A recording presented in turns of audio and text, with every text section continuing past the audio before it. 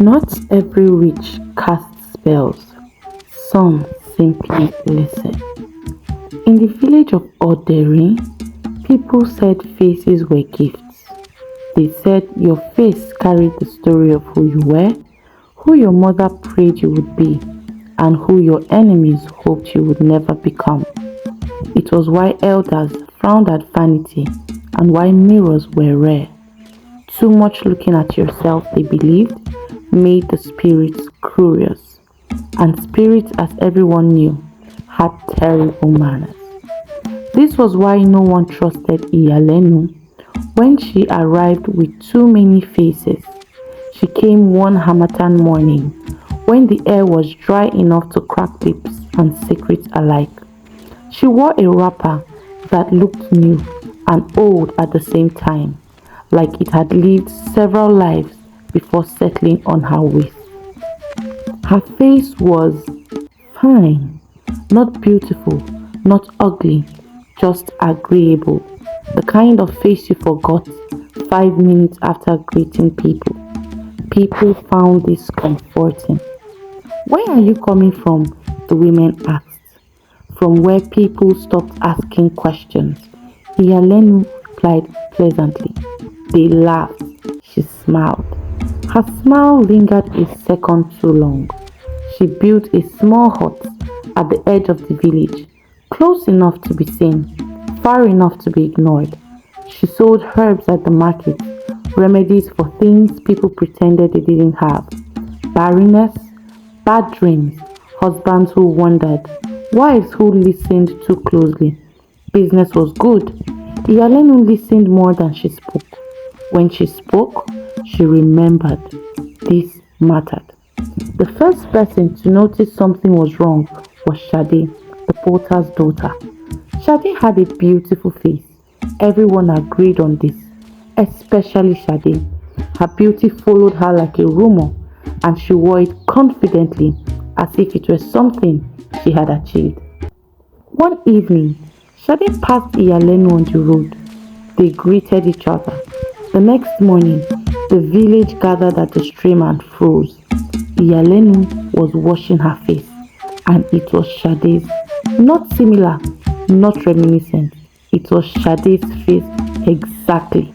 The small scar near the eyebrow, the confident tilt of the chin, the mouth that smiled like it knew secrets. Shade screamed. Iyalenu looked up calmly. Why are you shouting? She asked, touching Shade's cheek. The women dropped their buckets.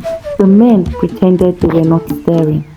By the time the elders arrived, Iyalenu's face had changed. It was hers again, or something like it.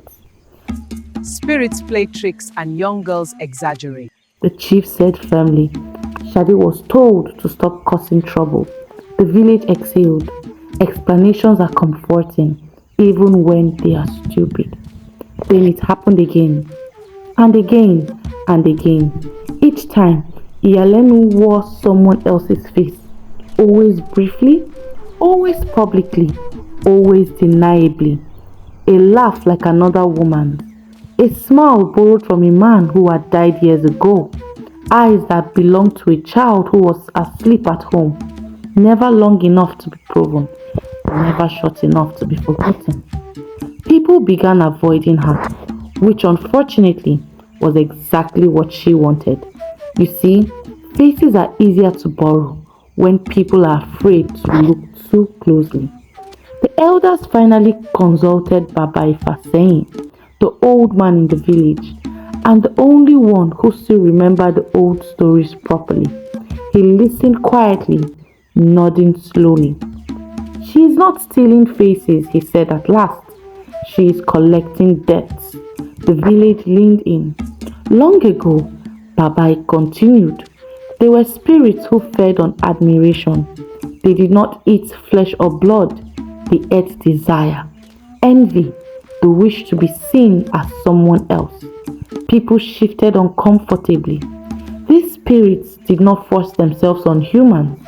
Humans invited them. How? Someone asked. By wishing. That night, Baba visited Iyalenu's hut. He did not greet her.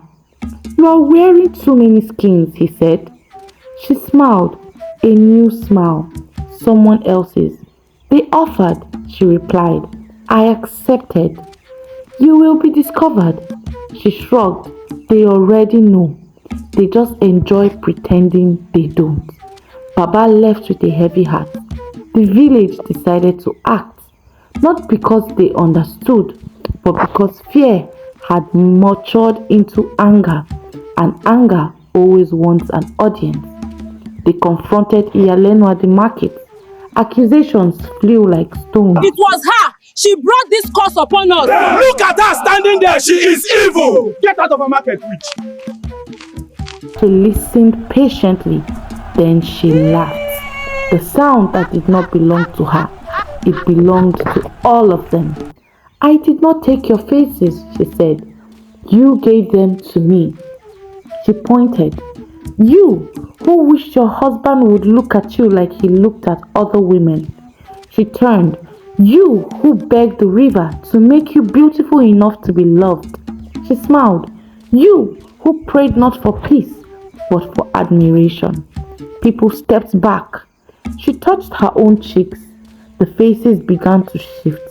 Rapidly, a montage of desire. Every face the village had ever envied appeared on her body, like masks at a festival. The crowd screamed. Then came the twist no one expected. Iyalenu began to peel. Not her skin, her faces. They fell to the ground like discarded clothes. And underneath was nothing. No face, just darkness, a hollow shaped like longing. "You see now," she said, her voice echoing from nowhere. "I cannot exist without you."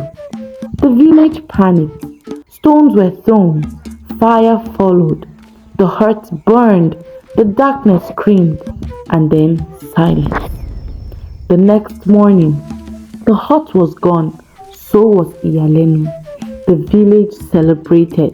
They told themselves they had won. This was their second mistake. Over the following week, strange things happened. People began waking up without faces.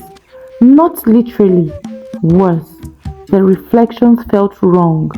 Smiles didn't fit. Eyes felt borrowed. Laughter sounded unfamiliar. Shade stopped recognizing herself. So did everyone else. Baba Ifaseyin died quietly one night. Before he died, he told his grandson, she was not punished, she was redistributed. Years later, travelers would pass through Oderin and remark on how strange the people looked. Everyone is beautiful, they would say, and no one seems real. Till today, elders warn children, do not wish for another person's face. Do not envy too loudly. Some spirits are listening. And if you walk through a market at dusk and see a woman smiling with a face that reminds you of someone you love, look away.